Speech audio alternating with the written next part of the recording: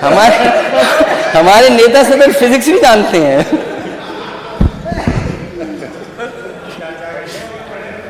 नहीं तो अब तो साथ है ना, देखिए ना, और आपका आशीर्वाद मिलता रहे। ऐसे अध्यक्ष महोदय, परमानेंट डीजीपी नहीं है आपके पास।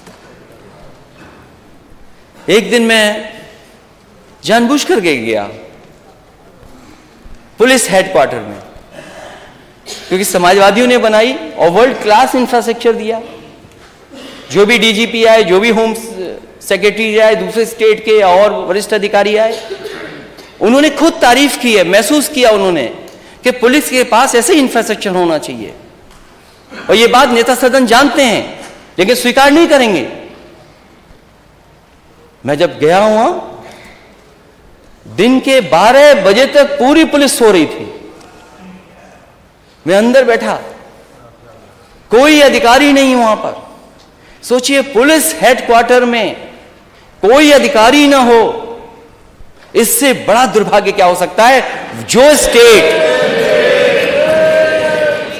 जीरो टॉलरेंस है आपकी, और वो भी टेम्परेरी डीजीपी, टेम्परेरी, जिसका नाम नहीं लिखा जाएगा।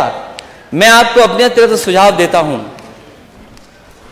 एक हमारे भी समय पर थे जो आपने किसी पद पर बैठाया था, वो इंटेलिजेंस के अधिकारी थे, न जाने क्या क्या बताते थे आके। इसलिए इन लोगों से बचना, इन लोगों से बचिए आप। और जो नेता सदन, मुख्यमंत्री जी, आप अपना परमानेंट डीजीपी नहीं बना सकते, वो स्टेट को लॉ एंड ऑर्डर नहीं दे सकता, नहीं दे सकता लॉ एंड ऑर्डर। और वो एनसीआरबी के आंकड़े देख लीजिए, महिलाओं के खिलाफ क्या है घटनाएं हैं। मैं अगर पढ़ दूं तो बहुत समय लग जाएगा अध्यक्ष महोदय। कितनी घटनाएं हुई महिलाओं के ऊपर, घटनाओं में उत्तर प्रदेश नंबर 1 है, number 1। Crime against women number 1 है स्टेट।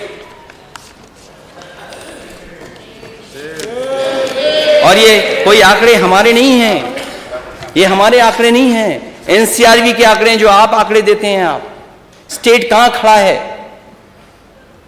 कहां खड़ा है स्टेट, ये एनसीआरबी के आंकड़े हैं।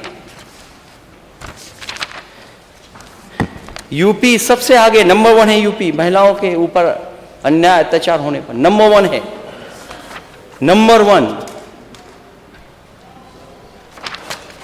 और घटनाओं में, रेप में नंबर 3 पर है। यूपी में 3 साल में दर्ज क्राइम नंबर 1 है। हम लोग कहां खड़े हैं, हम लोग महिला अपराध में। यूपी में रोज 153 महिलाओं से होती हिंसा, रेप, छेड़खानी, पिटाई। एनसीआरबी के आंकड़े बता रहे हैं, ये हम नहीं बता रहे हैं। और ये एनसीआरबी के वही आंकड़े हैं जो आपकी तरफ से जाते हैं, कोई विपक्ष नहीं भेजता ये आंकड़े। और एनसीआरबी के आंकड़े देख करके आपको खुद दुख होता होगा। और जिस सरकार के पास टेम्परेरी डीजीपी हो, परमानेंट नहीं है डीजीपी, हमारी सरकार होती, समाजवादियों की सरकार होती थी, तो गवर्नर हाउस से हर दिन नोटिस आता था, प्रेस में बात कही जाती थी, माननीय गवर्नर कुछ नहीं कह रहे।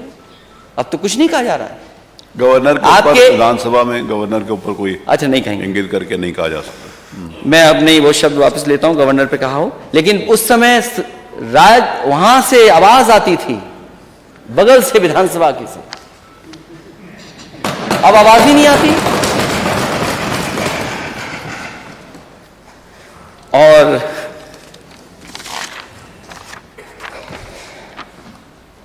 मेडिकल कॉलेज शाहजहांपुर का, मंच पे आप भी थे, उस समय के स्वास्थ्य मंत्री वो भी थे। पहला मेडिकल कॉलेज का दिल्ली और उत्तर प्रदेश सरकार का शिलान्यास हुआ था उस समय। वित्त मंत्री हैं आप, स्वीकृत पद है 21, हैं कितने वहां पर अभी? असिस्टेंट प्रोफेसर स्वीकृत पद कितने हैं कहां, कितने हैं वहां पर? एडिशनल प्रोफेसर स्वीकृत पद कितने हैं कितने वहां पर? Junior resident tutor PG, non PG, स्वीकृत पद 72 और हैं कितने? 60। प्रोफेसर 21 हैं कितने? 9। असिस्टेंट प्रोफेसर 31 हैं कितने? 6। एडिशनल प्रोफेसर 33 हैं कितने? सीनियर रेजिडेंट 36, 18 हैं। अगर वित्त मंत्री के अपने क्षेत्र में यह हालत है मेडिकल कॉलेज की, जहां एमआरआई और मशीनें नहीं उपलब्ध, बजट क्या पर्याप्त है, तो सोचो प्रदेश के और मेडिकल कॉलेजों का हाल क्या होगा।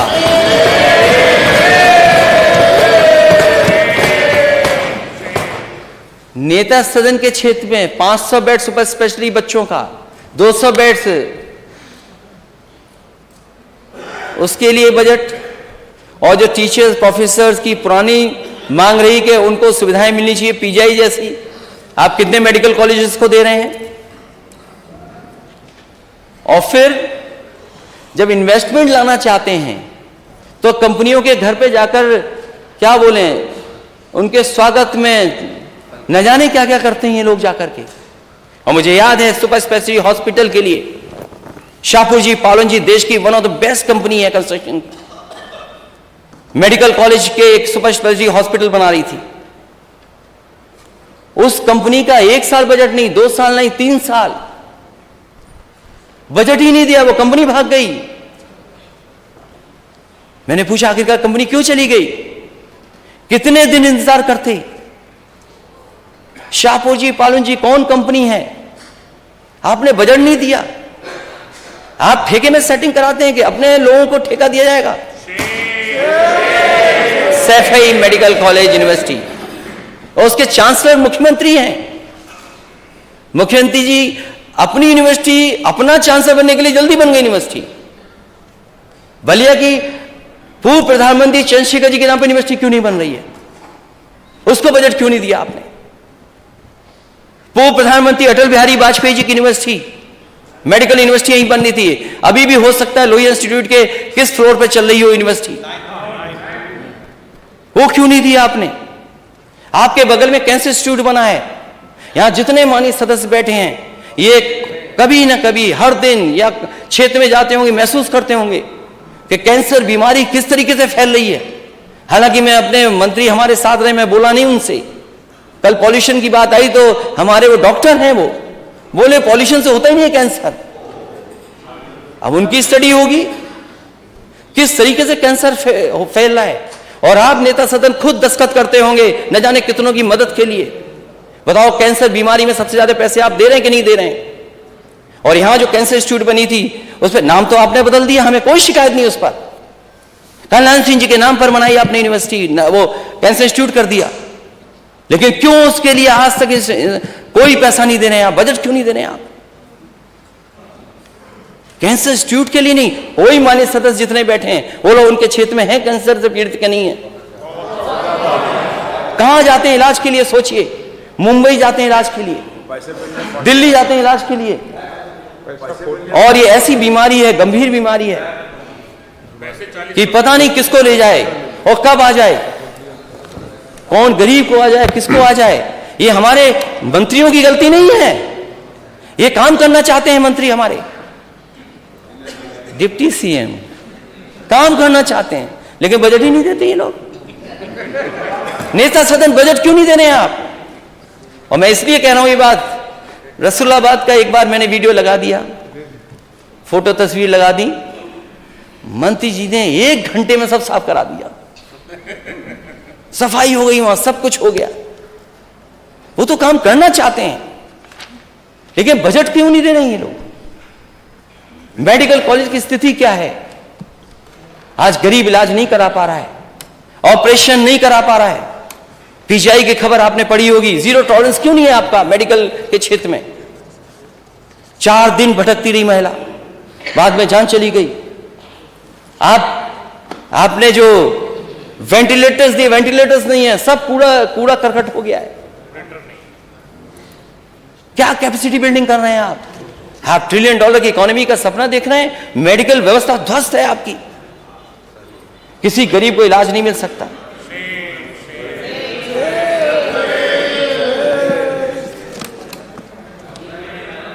चलिए, धन्यवाद। इसलिए अध्यक्ष महोदय, बहुत सी बातें मुझे कहनी थी, बहुत लंबा मैंने बोल दिया, फिर भी बहुत सी बातें यूपी की रह गई हैं। बेरोजगारी रह गई। आज नौजवान को रोजगार नहीं है ना नौकरी है। ये केवल स्टार्टअप में लगे। स्टार्टअप क्या कर रहे हैं? Startup, skill development. अरे अपनी स्किल को अभी डेवलप कर लो। मुझे तो ऐसा लगा अध्यक्ष महोदय, डर गया मैं शुरू में। नेता सदन 2:30 बजे तक रात को समीक्षा करना है अधिकारियों की। रात के 2:30 बजे, 2 बजे, 2:30 बजे, 3 बजे तक जगने वाले नेता सदन ने उत्तर प्रदेश की ये हालत कर दी। मेडिकल कॉलेज 45, इलाज नहीं गरीब को, भटक रहा है गरीब। आप लखनऊ के सभी मेडिकल कॉलेज अस्पतालों की देख लीजिए ओपीडी क्या है। और आपका बजट नहीं तो चल दिए पीपीपी करने के लिए। ये पीपीपी क्या होता है? ये पीपीपी क्या है? मेडिकल में पीपीपी, ये आपकी जिम्मेदारी है, सरकार की जिम्मेदारी है स्वास्थ्य की सेवाएं।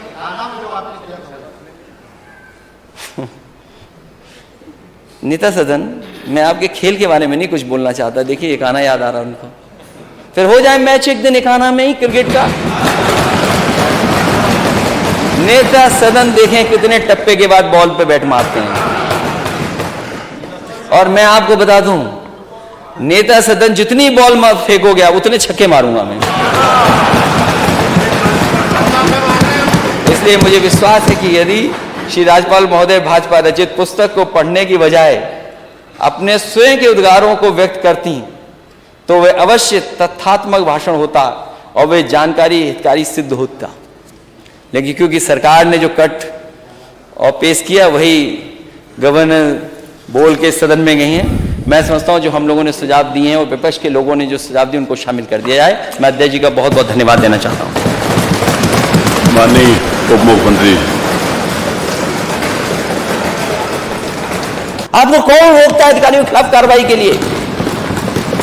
मां बेटी गई हैं, ब्राह्मण परिवार के बेटे को आधा नंगा कर दिया। कौन रोक रहा है आपको? रोक कौन रहा है कार्रवाई के लिए? इससे आप न्याय नहीं दिला पाएंगे।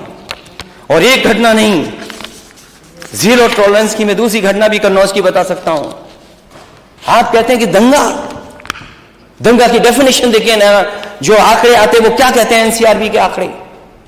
आंकड़ों को दोबारा पढ़िए और सरकार के आंकड़े देखिए क्या है सरकार के आंकड़े।